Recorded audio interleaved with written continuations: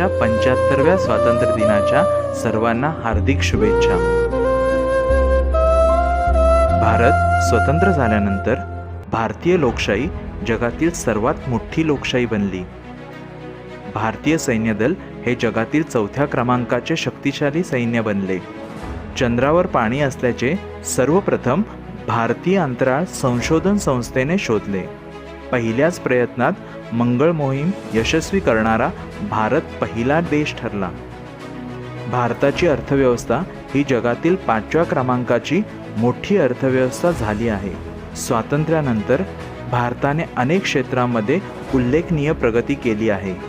परंतु या स्वातंत्र्यासाठी भारताला किती काळ वाट पाहावी लागली माहीत आहे का? स्वातंत्र्यापूर्वीचा भारत नक्की होता कसा?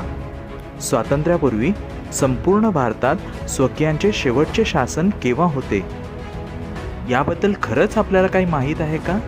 कदाचित नाही. तर मग आज याबद्दल जाणून घेणे सर्वात योग्य राहील. चला तर मग. प्रामुख्याने सिंधू संस्कृती म्हणजेच हडप्पा संस्कृतीपासून भारताच्या इतिहासाची सुरुवात होते. सिंधू संस्कृती भारताच्या इतिहासातील एक सुवर्णपान. ही संस्कृती सिंधू आणि घग्गर किंवा हकरा म्हणजेच प्राचीन सरस्वती नदी या नद्यांच्या किनारी प्रदेशात विकसित झाली. हडप्पा, मोहेंजोदडो, कालीबंगन, धोलविरा, लोथल, राखीगड यांसारखी 1000पेक्षा जास्त शहरे सिंधू संस्कृतीचा भाग असल्याचे पुरावे उपलब्ध आहेत. या सभ्यतेचे मुख्य रहिवासी द्रविड लोक होते. या संस्कृतीमधील नगर रचनेमध्ये वैशिष्ट्यपूर्ण बांधकाम शैली, विटांचा वापर, अंगण, स्नानगृह, धान्य कोठार, रस्ते व सांडपाण्याची व्यवस्था यांचे उत्तम नियोजन जाणवते. सिंधू संस्कृतीची मुख्य पिके जव व गहू होती. या संस्कृतीमधील लोक वाहतुकीसाठी बैलगाड्या आणि म्हशीच्या गाड्या वापरत. वृक्षपूजा आणि शिवपूजेचे पुरावे सिंधू संस्कृतीमध्ये सापडलेत. स्वस्तिक हे चिन्ह सिंधू संस्कृतीची देण आहे. अनेक हडप्पाकालीन भांडी, नाणी व अन्य वस्तू त्यावेळच्या मेसोपोटेमिया संस्कृतीचा भाग असलेल्या इराक, कुवेत, सिरिया येथे सापडली आहेत. यावरून त्या काळात भारतातील सिंधू संस्कृतीमधील लोक हे परदेशी संस्कृतीमधील लोकांशी व्यापार करत होते हे सिद्ध होते. इसवी सन पूर्व 1700च्या आसपास सिंधू संस्कृती लोप पावत गेली. सिंधू संस्कृती नामशेष होण्यामागे विविध तर्क दिले जातात. उदाहरणार्थ हवामान बदल आणि पर्यावरण असंतुलन, पूर, आक्रमण, महामारी. परंतु याबद्दल इतिहास संशोधकांचे एकमत नाही. सिंधू संस्कृती लोप पावल्यानंतर साधारणतः इसवी सन पूर्व 1500च्या दरम्यान वैदिक संस्कृतीचा उदय झाला असे मानले जाते. वेद वाङ्मयावर आधारलेली संस्कृती म्हणजे वैदिक संस्कृती. वेद हे आपले सर्वाधिक प्राचीन साहित्य आहे. वैदिक साहित्याची भाषा संस्कृत आहे. ऋग्वेदासह यजुर्वेद, सामवेद आणि अथर्ववेद यांची रचना याच काळात झाली. या संस्कृतीचे मुख्य रहिवासी आर्य होते. सुरुवातीच्या काळात आर्य सिंधू आणि सरस्वती नद्यांच्या दरम्यान राहत होते. नंतर ते संपूर्ण उत्तर भारतात पसरले. वेद काळातील घरे मातीची किंवा कुडाची होती. वैदिक काळात शेती, पशुपालन हे मुख्य व्यवसाय होते. वैदिक काळात घोड्यांच्या रथाचा वापर केला जाई. वैदिक काळाच्या उत्तरार्धात महाजनपदे उदयास आली. महाजनपद काळापासून राजेशाही राज्यपद्धतीची सुरुवात झाली असे म्हणता येईल. राज्याच्या विस्तारवादी धोरणामुळे पुढे अनेक साम्राज्यांचा उदय झाला. मौर्य साम्राज्य मौर्य साम्राज्य भारताच्या इतिहासातील सर्वात मोठे साम्राज्य होते. चंद्रगुप्त मौर्य हे मौर्य साम्राज्याचे संस्थापक होते. इसवी सन पूर्व 322 मध्ये चंद्रगुप्त मौर्य यांनी नंद घराण्याचा पराभव करून मौर्य साम्राज्य स्थापन केले.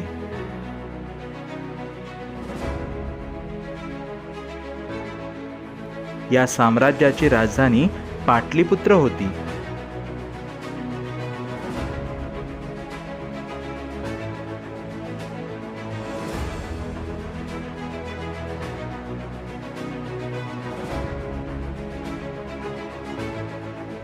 चंद्रगुप्त मौर्य यांचा नातू चक्रवर्ती सम्राट अशोक हे भारताच्या इतिहासातील सर्वात महान व शक्तिशाली सम्राट म्हणून ओळखले जातात.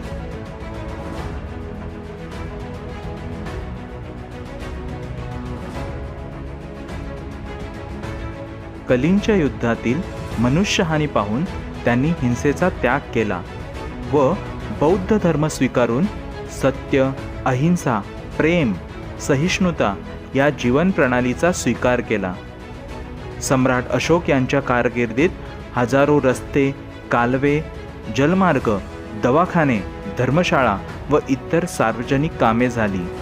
शेतकऱ्यांना कराच्या व सरकारला पिके देण्याच्या बोजातून मुक्त केले. म्हणूनच सम्राट अशोक यांच्या राज्यकारभाराबद्दल डॉक्टर बाबासाहेब आंबेडकर यांनी म्हटले आहे, भारताच्या इतिहासात एकमेव कालखंड आहे जो स्वातंत्र्याचा काळ, अतिशय महत्त्वाचा काळ आणि वैभवाचा काळ म्हणता येईल, आणि तो काळ म्हणजे मौर्य सम्राट अशोकांच्या राज्यकारभाराचा काळ होय.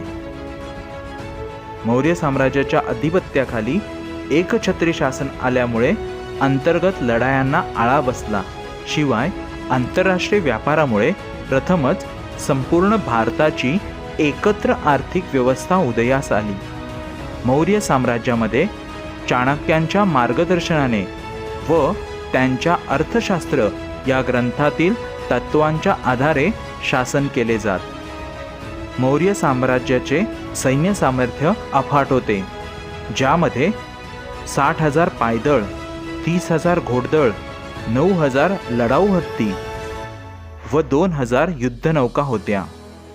सम्राट अशोक यांच्यानंतर मौर्य साम्राज्यास योग्य उत्तराधिकारी न लाभल्यामुळे मौर्य साम्राज्यास उतरती कळा लागली व इसवी सन पूर्व 185 मध्ये मौर्य साम्राज्याचा अस्त झाला.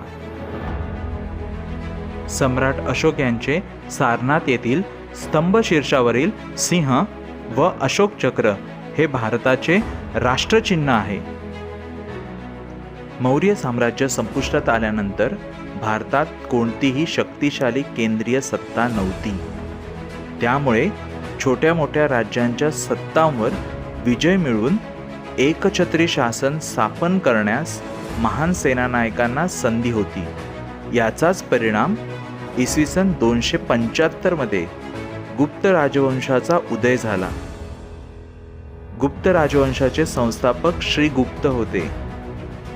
मात्र चंद्रगुप्त प्रथम हे गुप्त वंशाचे प्रथम स्वतंत्र शासक होते. त्यांनी गुप्त साम्राज्याचा विस्तार सुरू केला. गुप्त राजवंशातील सर्वात महान शासक म्हणून समुद्रगुप्त यांना ओळखले जाते. ते हिंदू धर्माचे अनुयायी असूनही बौद्ध, जैन धर्मांचा सन्मान करत. ते उत्तम कवी, संगीतज्ञ, विद्वान आणि महान योद्धा होते. समुद्रगुप्तच्या काळात भारतात पुन्हा एकछत्री अंमल प्रस्थापित झाला. द्वितीय चंद्रगुप्त यांनी गुप्त साम्राज्याचा प्रादेशिक व सांस्कृतिक विस्तार केला. गुप्त साम्राज्यात गणित, ज्योतिष, विज्ञान आणि मंदिर स्थापत्यकला यांचा मोठ्या प्रमाणावर विकास झाला. कवी कालिदास, थोर खगोलशास्त्रज्ञ, गणितज्ञ आर्यभट्ट, वराहमिहिर असे अनेक महान विद्वान हे गुप्त काळातील होते. कुमारगुप्त प्रथम यांच्या काळात नालंदा विद्यापीठाची स्थापना झाली. गुप्त साम्राज्यात कला, विज्ञान, संस्कृती, सामाजिक व आर्थिक स्थिती प्रशासन हे सर्व उत्तम पद्धतीने होते. त्यामुळेच गुप्त साम्राज्यास भारताचा सुवर्णकाळ म्हणून ओळखले जाते. इसवी सन 455 नंतर गुप्त साम्राज्य कमकुवत होत गेले. सम्राट हर्ष दक्षिणेतील चालुक्य, उत्तरेकडील पाल आणि गुर्जर प्रतिहार, राष्ट्रकूट, पल्लव आणि चोल यांनी आदर्श साम्राज्य निर्माण करण्याचा प्रयत्न केला. परंतु 7व्या शतकापासून सरंजामशाही किंवा जहागीरदारी व्यवस्था वेगाने वाढली. सरंजामशाही राष्ट्रीय, राजकीय, लष्करी, आर्थिक आणि लोककल्याणाच्या दृष्टिकोनातून घातक ठरली. भारताची राजकीय एकता नष्ट झाली. विविध भारतीय राज्यकर्ते सतत एकमेकांविरुद्ध लढत होते, पण कोणीही भारतामध्ये शक्तिशाली साम्राज्य स्थापन करण्यात यशस्वी होऊ शकले नाही. इसवी सन 1001 महमूद गझनीने हिंदुशाही घराण्याचे राजा जयपाल यांचा पराभव केला व भारतात पहिल्यांदा इस्लामी राज्यकर्त्यांचा प्रवेश झाला. महमूद गझनीने पेशावर, पंजाब ताब्यात घेतले. त्याने इसवी सन 1014 नंतर नगरकोट, थानेसर, मथुरा, कन्नौज असे अनेक प्रांत लुटले. इसवी सन 1025 मध्ये सौराष्ट्रमधील सोमनाथ मंदिरातील केलेली लूट ही सर्वात मोठी लूट समजली जाते. पंजाबवर मिळवलेले वर्चस्व, भारताची आर्थिक संपन्नता, भारतीय साम्राज्यामधील एकात्मतेचा अभाव, कमकुवत लष्करी धोरणे या बाबी लक्षात आल्यामुळे भारतावर इस्लामी स्वाऱ्यांची सुरुवात झाली. इथून मध्ययुगीन भारताचा इतिहासच बदलला व भारताच्या गुलामगिरीच्या अध्यायाला सुरुवात झाली. राजस्थान, हरियाणा, दिल्ली, पंजाब व उत्तर प्रदेशच्या काही भागावर राज्य करणाऱ्या चौहान साम्राज्याचे राजा पृथ्वीराज चौहान यांचा मोहम्मद घुरीने 1192 साली तराईंच्या दुसऱ्या लढाईत पराभव केला. मोहम्मद घुरीने भारतावर राजकीय वर्चस्व प्रस्थापित केले. त्याने भारतातून जाण्यापूर्वी कारभाराची धुरा कुतुबुद्दीन ऐबक याच्याकडे सोपवली. इथूनच भारतात इस्लामी राज्यकर्त्यांचे शासन सुरू झाले. कुतुबुद्दीन ऐबकने पुढे दिल्ली सल्तनत किंवा स्लेव या घराण्याची स्थापना केली. दिल्लीमधील कुतुब मिनार या वास्तूचे नाव कुतुबुद्दीन ऐबक याच्या नावावरूनच ठेवण्यात आले. 1290 साली जलालुद्दीन खिलजीने स्लेव घराण्याचा पराभव करून दिल्लीचे सिंहासन काबीज केले व खिलजी सल्तनत सुरू झाली. त्याचा जावई अल्लाउद्दीन खिलजी याने खिलजी साम्राज्याचा विस्तार गुजरात, राजस्थान, माळवा प्रांत व देवगिरीपर्यंत केला. 1316 मध्ये अल्लाउद्दीन खिलजीचा मृत्यू झाला व अवघ्या 4 वर्षातच दिल्लीची सूत्रे तुघलक घराण्याकडे आली. इसवी सन 1320 ते 1412 या कालखंडात तुघलक सल्तनतीने अनेक भूप्रदेश जिंकले. मोहम्मद तुघलकाने भारताच्या दक्षिण प्रांतावर स्वाऱ्या केल्या. दक्षिण भारताची आर्थिक संपन्नता व परकीय स्वाऱ्यांपासून आपल्या सैन्याचे रक्षण व्हावे म्हणून त्याने दिल्लीहून आपली राजधानी देवगिरी बनवली व देवगिरीचे नामकरण दौलताबाद असे केले. इसवी सन 1414 मध्ये तुघलक सल्तनत कमकुवत झाली व त्यानंतर 1451 पर्यंत सय्यदांनी दिल्ली सल्तनत सांभाळली. 1451 साली बहलोल लोदी दिल्लीचा सुलतान झाला, परंतु लोदी घराणे हे दिल्ली सल्तनतीचे शेवटचे घराणे ठरले. इसवी सन 1526 साली बाबरने इब्राहिम लोदीचा पानिपतच्या लढाईत पराभव करत दिल्ली सल्तनतीचा शेवट केला व भारतात मुघल साम्राज्याचा पाया घातला. बाबर नंतर मुघल घराण्यातील हुमायून, अकबर, जहांगीर, शहाजहान, औरंगजेब यांनी मुघल सत्तेचा विस्तार संपूर्ण भारतभर केला. मुघल साम्राज्य हे दक्षिण आशियामधील सर्वात मोठे साम्राज्य बनले होते, कारण सर्व मुघल शासकांचे मुघल साम्राज्याचा विस्तार करणे, धर्मप्रसार करणे, मंदिर पाडणे व शत्रूंना क्रूरपणे संपवणे हे सामायिक धोरण होते. या परकीय साम्राज्यामध्येही विजयनगरचे हिंदू साम्राज्य 1336 पासून 1565 पर्यंत स्वतंत्रपणे अस्तित्वात होते. छत्रपती शिवाजी महाराजांनी 1674 मध्ये मराठ्यांचे स्वतंत्र साम्राज्य स्थापन केले व पुढे 1760 पर्यंत भारतातील सर्वात मोठे साम्राज्य म्हणून नावारूपास आले. परंतु 15व्या शतकाच्या आसपास युरोपमधील पोर्तुगीज, डच, फ्रेंच व्यापाराच्या निमित्ताने भारतात आले.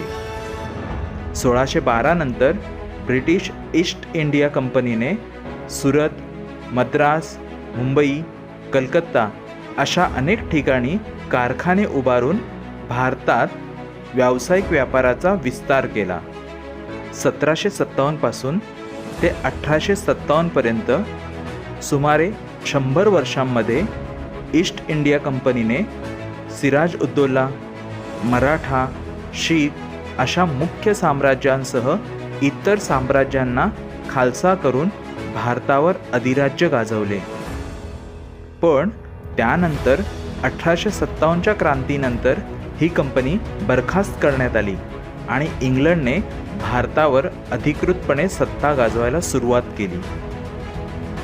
परंतु 1857चा उठाव व त्यानंतरच्या क्रांतिकारकांच्या स्वातंत्र्य चळवळी यामुळे भारत पुन्हा एक राष्ट्र म्हणून आकार घेऊ लागले. या स्वातंत्र्य चळवळी व महान क्रांतिकारकांच्या कार्याचा आढावा आपण भारताची स्वातंत्र्यगाथा या उपक्रमाच्या पुढील व्हिडिओमध्ये सविस्तरपणे घेणार आहोत. शेवटी भारताच्या स्वातंत्र्य चळवळी, दुसऱ्या महायुद्धात झालेली ब्रिटिशांची प्रचंड हानी व अमेरिका व ब्रिटिश यांच्यातील अटलांटिक सनद या कारणामुळे 15 ऑगस्ट 1947 रोजी भारत स्वतंत्र झाला आणि तेव्हापासून आजपर्यंत आपण हा स्वातंत्र्य दिन अभिमानाने साजरा करत आहोत. त्यामुळे पुन्हा भारताच्या 75व्या स्वातंत्र्य दिनाच्या सर्वांना हार्दिक शुभेच्छा. जय हिंद.